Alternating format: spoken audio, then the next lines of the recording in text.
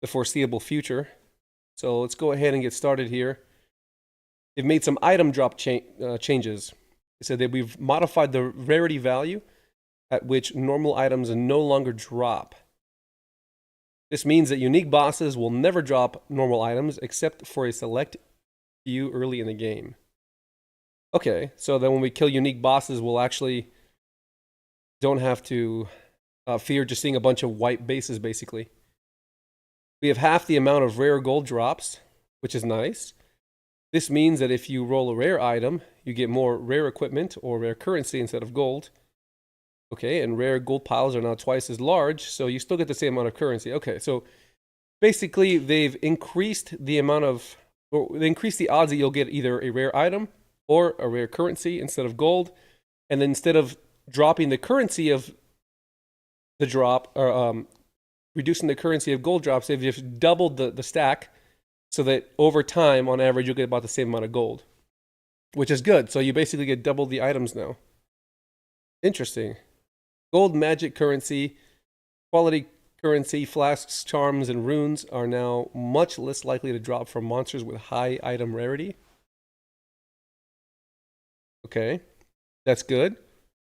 So this kind of incentivizes you to make sure you have high item rarity when you run maps. So you better be throwing your item rarity on your tablets and your gear and your maps. That way, you essentially remove a bunch of these dead drops from the table.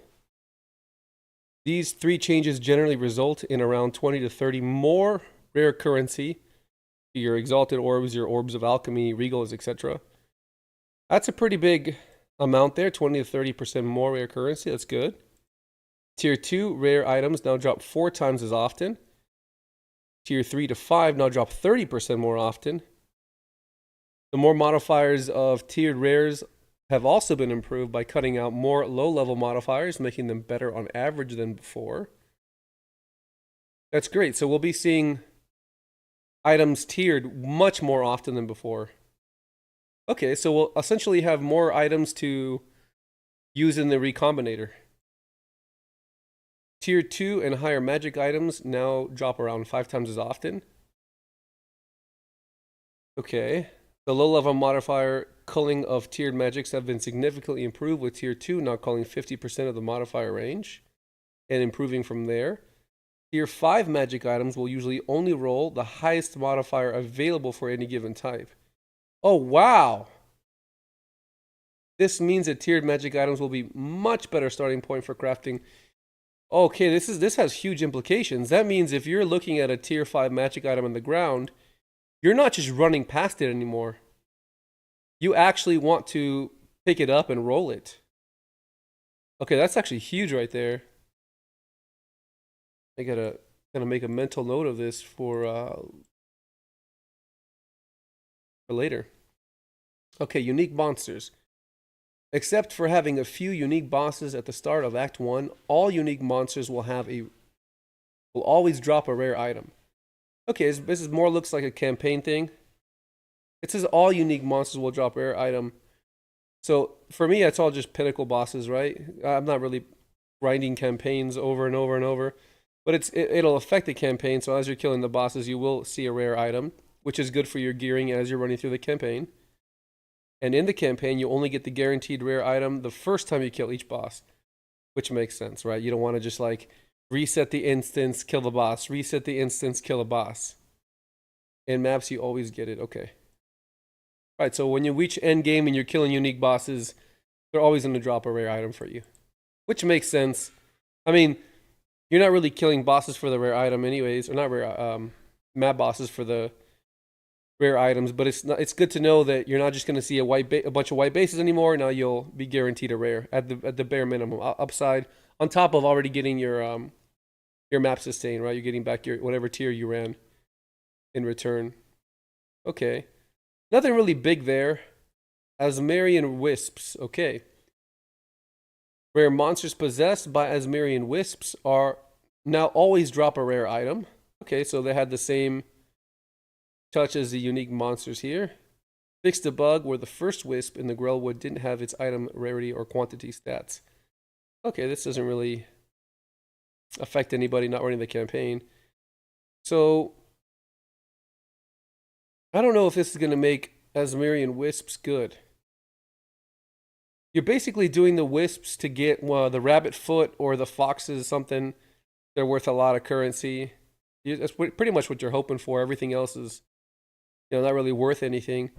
I wonder if now guaranteeing a rare item will make it more lucrative to run Azmerian wisps, because remember, they just changed also the tiering system. You're going to see rare items drop higher tiers much more often, 4 times more often, and tier 3, 30% more often. So I'm wondering now if it's always going to guarantee a rare every time you kill a wisp. And if you're getting maybe 2-3 wisps per map, there are maps where I've got like 3-4 wisps before. Will you start getting a ton of items to be able to use in the recombinator? If you're someone that likes to, flip items, recombinate, put them together, and sell, this might be lucrative for you. All right, rare changes to rare and magic chests. Magic chests have drastically increased item rarity and quantity, and also guarantee at least a magic item. Okay, these are for magic chests. They are approximately as rewarding as rare chests were before. Oh wow, that's actually a pretty big change. Rare chests also have drastically increased item rarity and quantity, and guarantee at least a rare item. Okay, so everything is getting the same kind of care here. There's a trend. Everything is going to be guaranteeing a rare. I wonder if this means the prices of rares and crafting bases is going to plummet, because in theory, there should be a lot more on the market. It'll be a lot more accessible for everybody to recombinator. That is, of course, if everyone's taking advantage of it, or if the only thing that's going to happen is give the people that actually enjoy crafting more mats to craft with. But I guess at least if you're not a crafter, there'll be, I guess you could be making less money because there'll be a lot more supply of it. The same demand. Well, if you're a crafter, you'll be happy. In cruel difficulty, chests get a further 50% more item quantity and item rarity, and 100% more in the end game. Wow. Okay, so magic chests will be as lucrative as rare chests were, and rare chests are getting 100% item rarity and quantity in the end game. This might make rare chests lucrative. How lucrative? I don't know. I also saw that the boxes that you get from the trial of Sekhemas are following suit. So this might change the way that people farm some items or farm currency. Maybe chests are going to be good. I mean, we'll try it. We'll change the atlas and we'll test it. We have changed the map modifiers and increased the chance of finding magic and rare chests to instead add a fixed number of additional magic or rare chests. Ooh, this might be good. Okay, so is this going to also change the atlas? Because the atlas says you get like 40% chance to get magic and rare chests, I think. There's a note on the atlas. So you can get a flat number of increased magic and rare on a map. But what about the atlas? Once I'm able to get in the game, we'll check it out. For strong boxes, they've got item increase and item rarity, guaranteeing a rare item as well as getting 50% more item quantity and item rarity. That's in cruel. And 100% more in the end game. Okay, well, I ran a ton of strong boxes and they weren't that good. The researchers, man, I think I got 1 divine out of like 100 strong boxes. So if it's like 1 in 100, maybe 1 in 50 feels better. I don't know. They said they also made it so they have a higher chance to drop rare currency instead of magic currency from the researcher strongbox. So maybe the thing you're going to want to do now is put points into the researcher strongboxes, because they're going to have 100% more item rarity and quantity. And maybe when you open them, you don't get 10 transmutes or, a vol, or maybe now you're getting like 5 exalts, right? Or maybe you're getting like 8 regals and an exalt. I don't know. That's way better than before, because I want to get excited when I find a strong box. I don't just want to pass it by going, it's probably going to be garbage. Why even bother? So this might be good. Reduce the variance in the number of item Strongboxes drops. They should be more consistently drop a good number of items. I'll believe it when I see it. You know, we'll try it out. So what we'll do is we'll change the atlas for Strongboxes, and we're already running wisps, so we'll test that first. Then we'll switch it to chests and Strongboxes, and we'll see if that works. Now the Trial of Sekhemas got some buffs as well. This is great because I know there's a lot of people that love to run it to buy and flip either jewels or relics, or they go for the relic from Xerok, the boss. But there's some changes here for the boxes that you get with you can use to open the keys. So the regular bronze chest now has the same base balance as rare chests in normal difficulty campaign, including guaranteeing a rare item. Okay, so bronze chests basically got an upgrade there. Silver and gold chests increase item rarity and item quantity by values significantly higher than before. Okay, so silver chests won't suck as much, is what I'm hearing. Arcanist chests have had the same improvements to drop composition as research Strongboxes. Yeah, I hear that.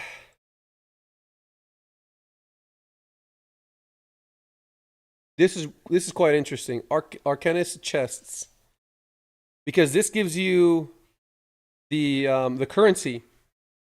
So if they've had the same improvement as the researcher Strongbox, and if you look up here, it's much higher to drop the rare currency instead of magic, and it's have its rarity and item quantity increased by 100%.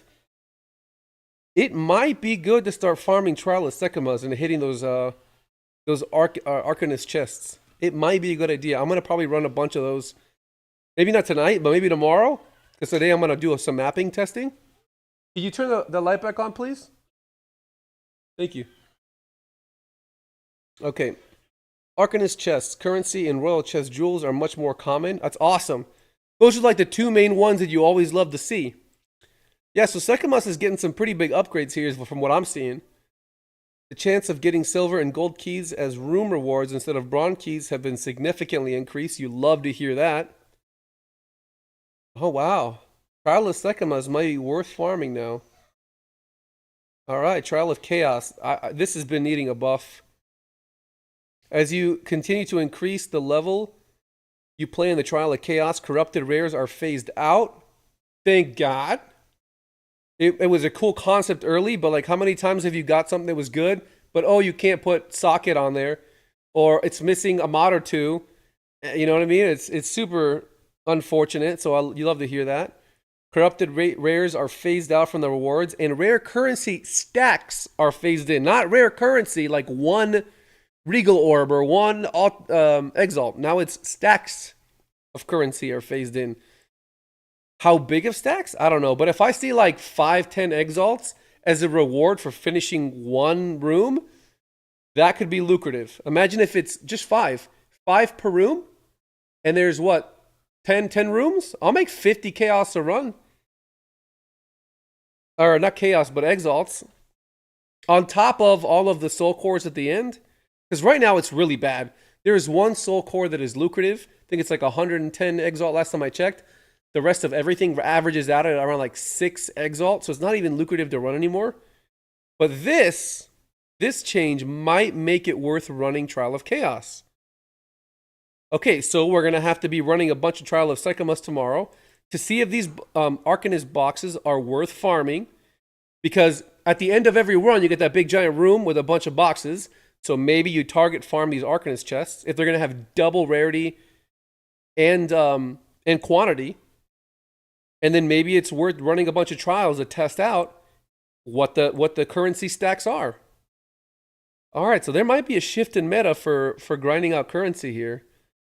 It might not be about getting your tablets and setting your maps up and then juicing the maps up and then, putting the delirium on there. It might not be about that anymore. If these other game modes can be competitive, you might got some options now. All right, Expedition.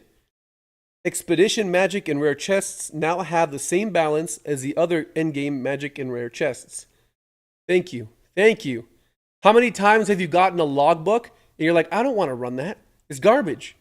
But now if you've got 100% item rarity and quantity and your guarantee are rare, maybe it's worth doing. Maybe those logbooks skyrocket in value. In fact, I might start buying a bunch of logbooks when I log in. This might be free money.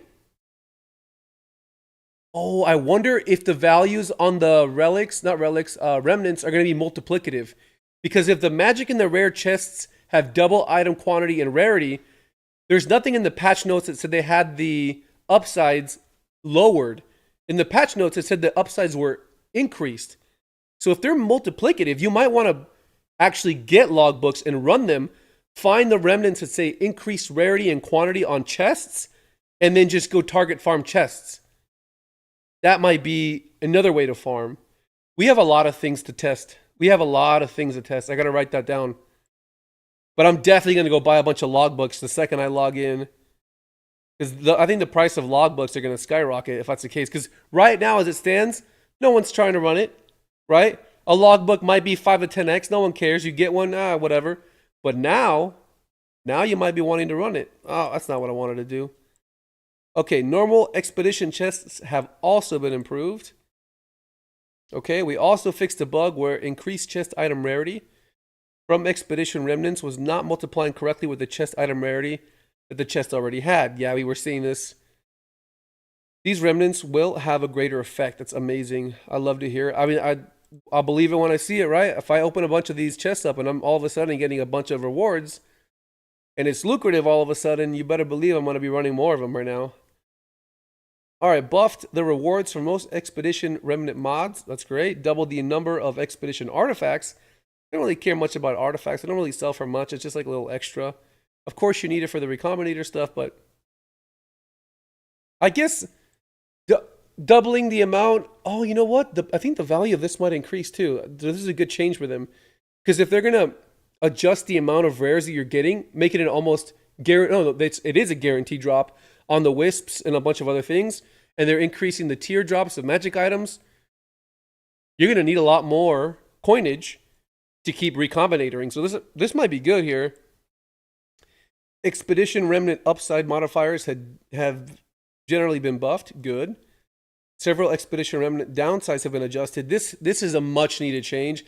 I don't know if you guys have gone on your Atlas tree and gotten the increase to remnants, but if you do that and you've juiced your maps, the remnant gives like the mobs 125, 150% extra damage.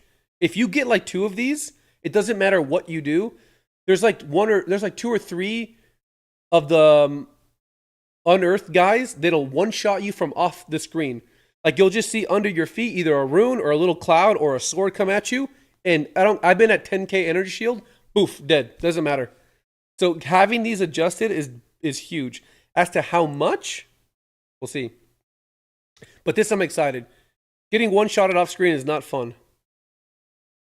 The Expedition Remnant modifier that caused monsters to have 100% chance to avoid being chilled, frozen, or ignited and shocked has been replaced with a modifier that increases their elemental threshold. Yeah, this is a nice change. If you're a build that was activated by chilled, like let's say you were a build that runs off of chilled or runs off of frozen, all of a sudden all the enemies are immune. It was already bad enough that they got immunity to damage types, but they also had to get immune to chill and freeze. That was kind of annoying. So you like to see this.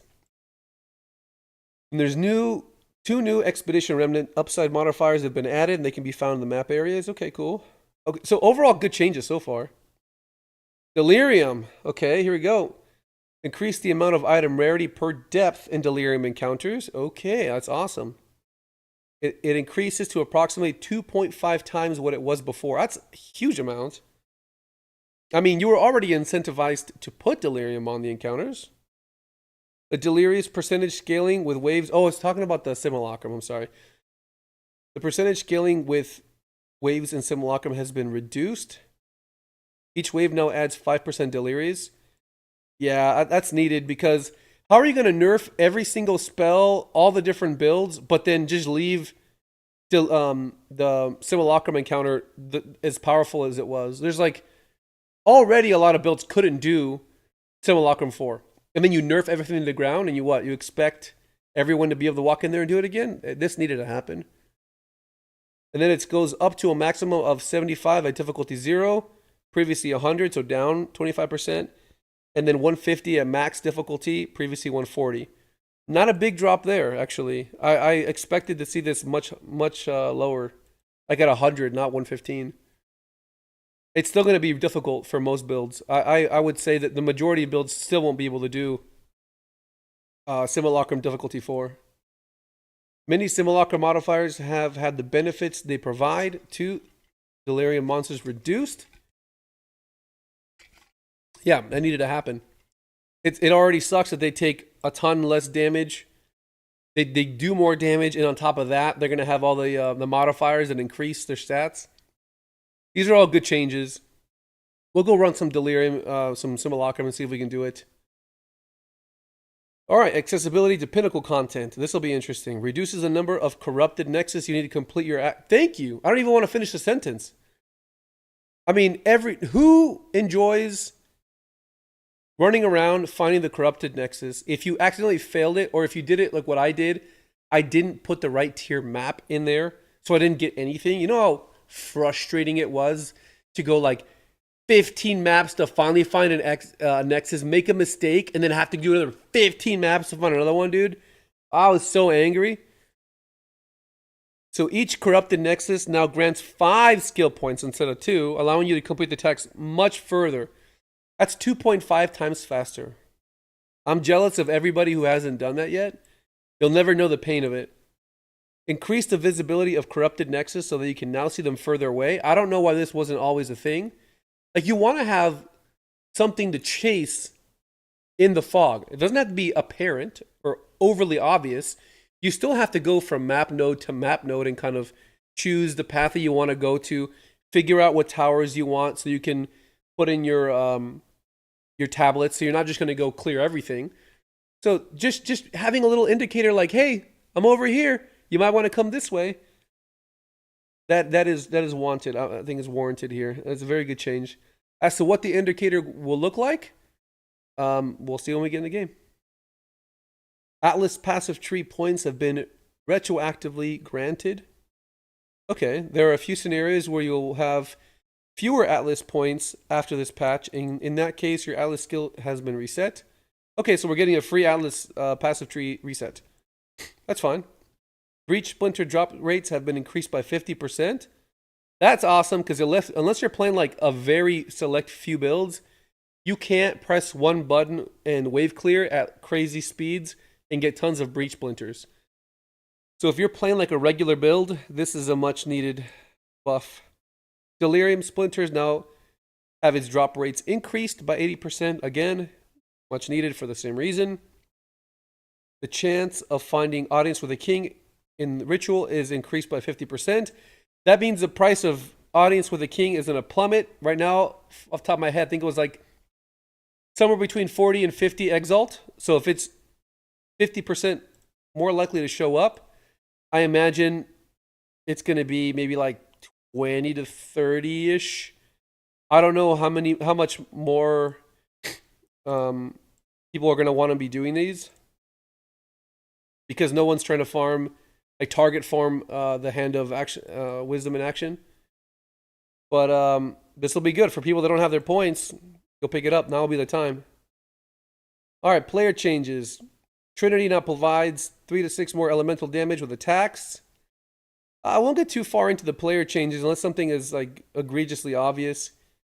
Bearer's Anguish Dowsing Charm no longer guarantees a critical hit. Most skills that have no mana cost, which you don't cast yourself, now also have a granted hidden no skill cost stat, preventing them from gaining additional costs, such as Lich's Eldritch Empowerment. Okay. I mean, there's not very many builds that are gonna do anything too. Bursting Plague. Actually, I know a lot of builds that want to incorporate this in here, or they have tried to play with this. It adds 100% more damage per second. It used to be 200, so a lot less damage per second. Okay, give me an upside. It now stores up to a maximum of 20% of enemies' maximum life as Plague. Okay, this is great. This is a buff. This isn't a nerf. If you're using Bursting Plague, you'll now have better AoE if you're playing Poison. This is a win. The head unique helmet now causes damage from hits to be taken from your damageable companion's life before yours. That's a buff. If you like using this unique helmet, there you go. For people that love to use companions. Lightning bolts base radius is now 0.8 meters, previously 0.5, so there's a buff there for you guys. Impale inflicted on players now lasts 4 seconds, previously never expired. I don't remember me getting impaled too often with a buff. But I mean, if it was never expiring, that seems kind of silly. So now it expires. Flash grenade can no longer blind the user or their allies. I don't know why your flash grenade should be blinding you and your allies. It's kind of weird. But I'm sure that's a buff right there that you love. Battle Shout's triggered explosion now counts as a Warcry skill. I don't know anything about that. So I don't know if there's a build that revolves around this. But if it's tagged as a Warcry skill, you'll now benefit from the jewels that have increases to Warcry skill. So if you use that skill, I imagine the price of that is going to skyrocket once people figure it out. So if you are a Battle Shout triggering build, go buy those jewels now. Hazards created by rearming will no longer count towards the maximum allowed of that hazard type. Again, don't know much about that. You got to let me know if that's a big improvement or not. Other changes and improvements. Existing crystalline cores that are no longer obtainable have been deleted. Okay. Scepters, wands, and staves can now correctly roll an additional rune socket as a thank you. All right, so now when you're corrupting your scepters and your wands, you can now hit double rune socket, which is huge. All of you minion builds out there that you needed like that extra 10 or the extra 10 spirit, now you can roll 20. Or if you wanted 60% more damage, now you can roll 2 sockets. So now you have an incentive to push your build further and corrupt all of your scepters. Same thing with you spellcasters.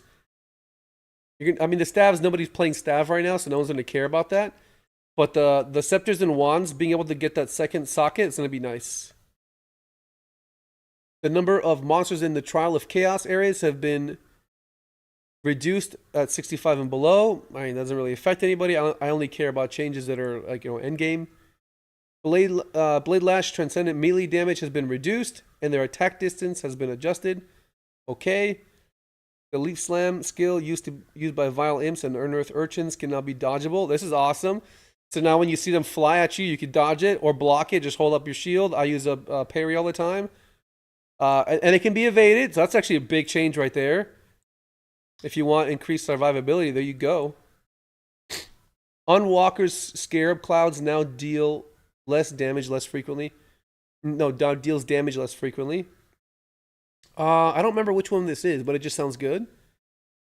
Ferreting Bladebringer's Detonate skill has had his damage slightly lowered. I don't like slightly. It needs to be way lower. Because have you ever picked up an item and then the Ferreting Bladebringer detonates a dude next to you and then you just get one-tapped? Or you're like, oh god, there's a guy hitting me. It definitely needs his damage lowered. Improve the visual effects of the stalking pustule monster. I don't know which one that is. Is it one of the cleanse monsters? Temporarily disabled the Vault Enforcer monster. Okay. Improve the visibility of connections between maps on the atlas. Okay, this is needed. I hope they're talking about, you know how when you're looking at the atlas and there's nodes and there's that white dotted line, but sometimes the white dotted line goes like under the atlas, so you can't tell if they're connected or not. I hope that's what it means. So it's more obvious that they're connected. They added minimap icons for the landmark rooms found in the Titan Grotto, the Deshar, and Mudon Quarry. Okay. Added a world map icon for the Titan's Fall and Titan's Grotto. Okay. Added checkpoints for the Twisted Domain. I don't know that we needed that, but okay. And then a bunch of bug fixes. Let's see if we can find anything that stands out. Oh, you know what? You know what does stand out to me? I think there is right here. Let's see. Fixed a bug where some persistent skills could have an incorrect spirit cost when affected by supports that should increase the cost.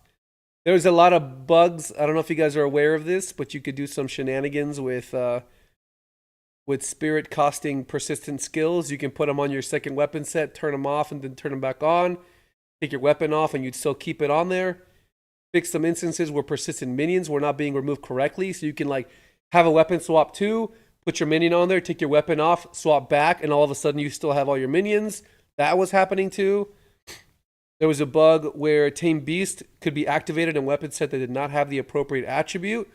People are abusing these with the companions. That was going on, so that's gone. If you were doing it, shame on you, but now you can't do it anymore. Fix the bug where the Lord of the Pit and the desert maps was not being affected. No one cares about that. Let's see, anything else that someone cares about? Fix the bug where strong boxes with the singularity modifier would sometimes fail to drop a unique item. Yeah, we would care about that. Fix the bug where the certain monster could re-emerge after being revived during a ritual encounter. Okay. Fix the bug where the red boss arena perimeter blocker. Okay, I don't see anything else that's like, holy crap, and some client crashes. Okay, so the biggest takeaways here, in my view, is we're going to have to test out if this Azmerian wisp does anything. Now if they're going to guarantee us a rare item and we have increased chances of getting higher tiered items, will this give us more chance at rare items with higher tiers to make it lucrative to farm essentially items for the Recombinator? We'll have to find out. It doesn't say that the Azmerian wisp got increased to item rarity or item quantity, just that it guarantees a rare item. In my mind, that's a big negative because a bunch of other things got increased item quantity, item rarity, and increased the rarity of currency. So I think maybe Azmerian wisp aren't as good. The only thing I could think of is you're farming it for the higher tier drops. The chests, I think chests might be a viable strategy. If you're already running maps, you might as well get your rare chests in there, more likely to give you items since they have 100% more quantity and rarity and increased chance of getting the rare type of currency. So you might want to put that on there. Strong boxes, I think you might want to test this as well, particularly the researchers' strong boxes now. They say they have a higher chance to drop the rare currency instead of the magic currency. So I'm thinking you're mapping, you're looking for the rare chests, you're looking for the strong boxes. Now you got like double the rarity quantity on there. So that might be another way to get more out of your maps to making sure you're not just breaking even. Because a lot of times what happens is you're breaking even on a map, you get unlucky, and it feels bad. So this will make it so that you'll more likely to be net positive. I'm happy about that. For people that don't like running maps, you don't want to juice maps, you don't want to set up tablets, I get it. Now you have some options. Trial of Chaos sucks right now because there's only one soul core that was any good. The rest of them were garbage. So you're averaging like 6 exalt per soul core. Was terrible. But now you're going to be able to get stacks of currency. If you read here, corrupted rares are phased out, and instead they have rare currency stacks. What does that mean? Can I get like a stack of divines? Can I get a stack of exalts? How big is a stack? Does it mean 20? Can I get 20 exalts? We'll see. That could be good. We'll have to do some testing there. For people that like to farm the trial of Sekhemas, I think what you're going to want to be doing is target farming the Arcanist chests. The Arcanist chests. Oh, thank you, Intexi, for the sub. So the Arcanist chests have the same improvements as the Researcher Strongbox. So you're going to have 100% more rarity quantity and increased chance of getting the rare currency. So you might want to be doing Trial of Sekhemas, stacking up a bunch of those keys and target farming Arcanist chests. That might be a good strategy to making money. If you're already going in there to farm the relics and for jewels, now you got one more reason. So big buffs to Trial of Sekhemas. We'll see what happens in the Chaos one. Massive buffs for Expedition. I think if you weren't already doing this, you want to go in your Atlas tree. On the Remnants, you want to get the stuff for the Remnants. Increase the buffs you get on them. Because the the stats on these have been increased, which means you can get item rarity, increased item quantity on the chests here. They weren't multiplying correctly, apparently, and now they're going to have a higher quantity, higher rarity. So you might want to be target farming chests now in Expedition with these changes.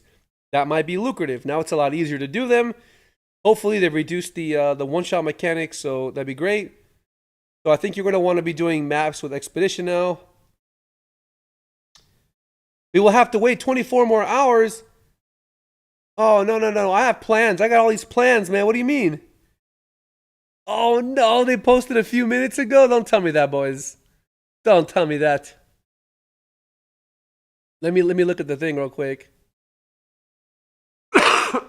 Excuse me. I'm a little bit under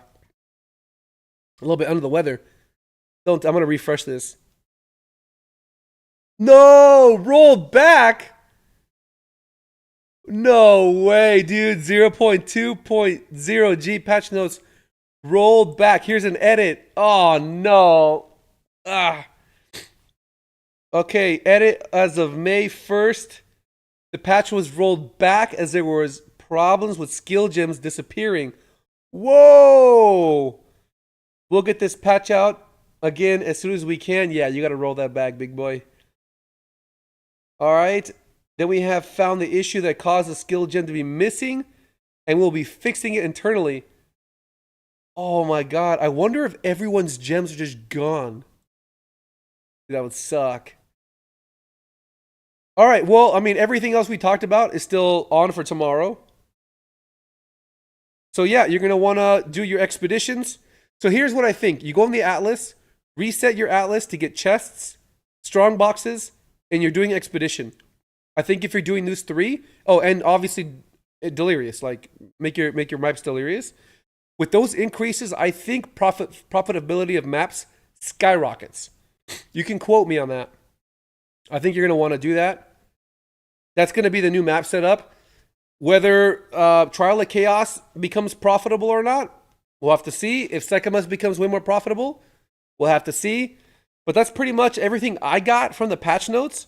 I don't know if you guys saw something that I missed, but I think those are the biggest standouts for me and the biggest takeaways for you guys so that you can try to, make more currency when you're in the game as soon as this gets live. Let's try to launch the game right now. Are you sure it's not going to be back on until tomorrow, man? That sounds a little crazy. Let's see. Let's try launching Path of Exile right now.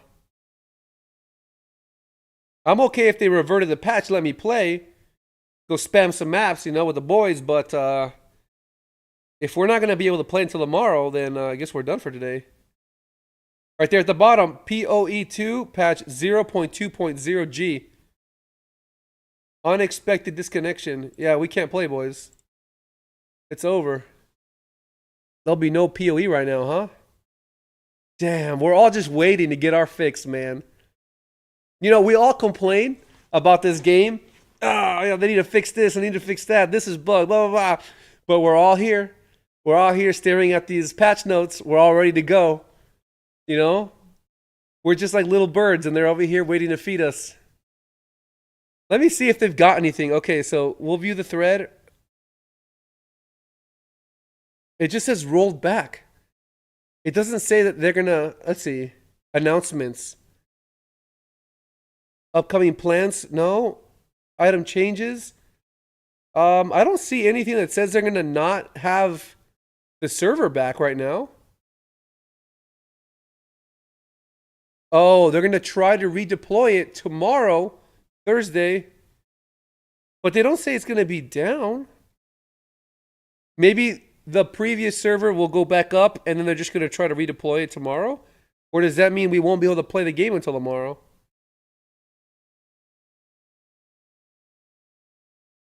Yeah, not. I hope that's not the case, man. I want to get back in the game and smash out some maps, but that's everything that I saw, boys. That's everything that I saw. I don't see anything else is going to be, like, life-changing. There's a few things here that I think you should go buy. I think I mentioned that the second you get back in the game, you're going to want to buy a shit ton of these expedition logbooks. I think the value of those are going to go up. people have been getting rid of them, like 5-10 exalts. Buy all of them. I'm going to be buying as many as I can now with the increased item quantity and rarity and increase the buff of the remnants. If you're doing a build that uses the new Warcry, or not, well, new to me, whatever Batter Shout, it's now a Warcry skill. Go check the trade website. Make sure that if that's a part of your build, or you can use like the reduced cooldown on Warcry skill, or the increased area of effect on Warcry skill on a jewel, and that benefits this, then go get that now before everybody flocks to it and the price skyrockets for you. So go do that. Those are like the two big things I see as far as pricing. I think that's pretty much it. I don't see anything else. No more abusing your tamed beast. No more abusing your minions. That's been removed. And some client fixes, but that's it. You know what's funny? I didn't see any item changes, so this is completely a rebalancing of currency, of us making money, which I think is a much needed fix, because how many of us are playing and not getting that dopamine? We're not getting that ching, you know? You're playing the game and you don't hear that noise. You're just kind of like, why am I doing this? But if every, I don't know how long needs to happen, but you hear that little ting and you get that item you were looking for, or you see well, now you're going to be able to find blue items with a tier 5 mod, and they say they're going to roll the maximum tier of modifier on the blue items. You're going to be super excited. Oh, that's going to be huge. If you have a filter blade, if you have filter blade on, and on your filter blade you have it hiding blue items, you're going to want to go remove that from your filter right now. Because if here, let me find it so I can just show you. I'm going to read it back to you right now. Blue or magic item. Okay. Let me see if I can find it on items. The tiering. Let's see if I can find it here. I'll explain to you why. Okay, tier 2 rare items now drop 4 often. Tier 3 to 5 now drop 30 more. Okay, no, where's the one that says tier 2? Okay, tiered magics have been significantly improved with tier 2 now calling 50% of the modifier range. Okay, tier 5 magic items will usually only roll the highest modifier available for a given type. Let me read that again. Tier 5 magic items. You know those blue items that you just disregard and don't pick up? Okay, tier 5 magic items will usually only roll the highest modifier available for the given type. This means that if you've got your filter that is not showing blue items because you just disregard them, you're going to want to go back to your filter right now while you have time, the game isn't launched, and go remove that from your filter. Because you're going to miss out on a lot of opportunities to recombinate. And if you don't like recombinating, it's fine. Take it and go sell it on the market to someone who does. I'm sure there'll be a ton of people looking to buy them from you. So if you're a crafter, you're super happy. If you're just someone that doesn't want to be bothered, wants to just rather sell it, there's an easy way to make currency. But just go fix your filter because you're going to miss out. You're going to be wondering, why is everybody getting items and you're not? So go do that. Actually, that's huge. I don't know why I just passed it up. I need to make like a list of all these things and put it on the Discord for you all, so you don't have to remember everything. Okay, but I think that's it right there, right? We will be able to play on 0.2.f. Okay, cool. It is down for the rollback part. Oh, no. Yo, Nop. If I'm going into Chaos Trial and I'm getting a stack of Chaos Orbs, I'm running Chaos Trials. Right? What is a Chaos Orb right now? What's the value? 6 Exalts? A stack of Chaos Orbs? Can you imagine finishing or completing a room and getting 20 Chaos Orbs? That's almost a divine. I'd be stoked if that's what's going to happen. If I get 10 Exalt or 20 Exalt, am I happy? That's not bad either. I'll take that. You finish a Trial of Chaos in what? 20, 25 minutes? So maybe you're doing 3 an hour? So maybe this makes it so you're guaranteed like 1.2, 1.5 divine an hour? Assuming that you don't get like a really juicy soul core. So I'm actually pretty excited about a lot of these changes. I'm actually going to make a list of everything that kind of stands out, and I'll add it for you guys on the Discord. And I'll add like what I'm going to be trying out in terms of the differences in the Atlas tree, and even some things to be trading. And I'll put a reminder on there to change your filters. So I'm going to add all that in there as well. So we're going to have to change the filters there. I don't want any of you guys missing out on the juicy loot. 7X last time they got out. Yeah. So you see what I'm saying, man? I honestly think that's a little crazy because they use the word stack. If they actually allow us to get a stack of chaos, that'd be insane. I imagine it's going to be tiered. Like, you're much more likely to get a stack of regals or a stack of exalts than you will a stack of chaos, right? Hell, I'll take a stack of alchemy orbs. So we'll see. We'll see how often it is, you know?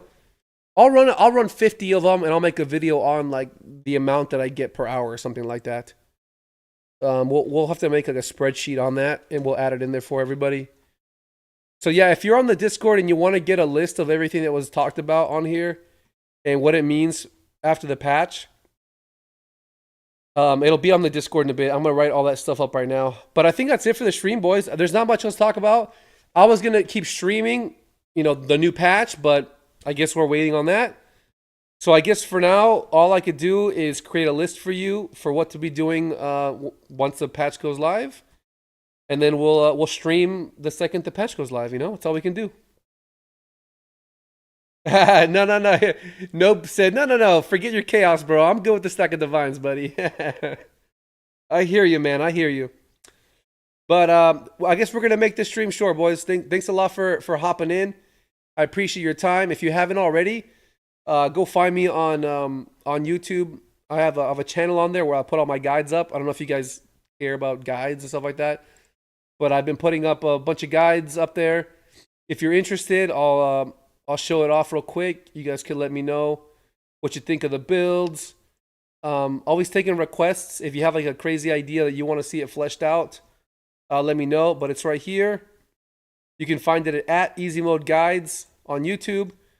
We just came out with some Terracotta Soldier guide. That was a lot of fun. I don't know if you guys are into minion builds, but I made the Terracotta Soldiers be able to clear T15 maps, like actually pretty well, like crazy. Like you don't get how well it performed. It was pretty silly. And killing the T15, T16 bosses was really easy too. I'm doing like a million damage per second. That's how good I got it. We got a Lich build out here. So if you like your minions, I've been playing. I didn't play minions at all last league, so I've just been trying minions. I put out a cold league starter because that's what I started the league with. And after I'm done with this new build that I'm running, I'm making a skeletal sniper build. So I figured that might be my last minion build. It's like it's juicy min max. Like everything is decked out. So people can see how does it compare with skeletal mages. Because if you're a fan of minions right now, you know that the price of skeletal mage items goes through the roof. If you want to get your Sun Splitter for lightning, you better have 120 divines, 150 divines. If you want to have your Prism of Belief for skeletal mages, 150 divines. Just those two items, you're talking 300 divines, is nasty. So an alternative to that, I'm hoping, is we get to run the skeletal sniper. And right now, I'm just waiting for the bug fix for the Prism of Belief. And once that goes through, I will have level 40 skeletal snipers. And I'm going to go take it into Simulacrum and see if we can do T4. If we can, then they're better than the mages. So that's what I'm hoping. But if you guys have any other ideas for builds, if you guys want to see anything, let me know. My channel's here. Of course, I stream almost daily on Twitch, on Kick, and on YouTube. So if you want to come hang out, I'm always on the Discord, by the way. So if you like mapping, you want to come join me and hang out for a little bit, we'll be on stream doing maps. And yeah, that's pretty much it for me, guys. Thanks a lot for hanging out. I appreciate your time. I know you could be watching anyone else, so thank you for hanging out with me for a little bit. And I'll see you as soon as the patch comes out. Y'all have a good night, and I'll talk to you later.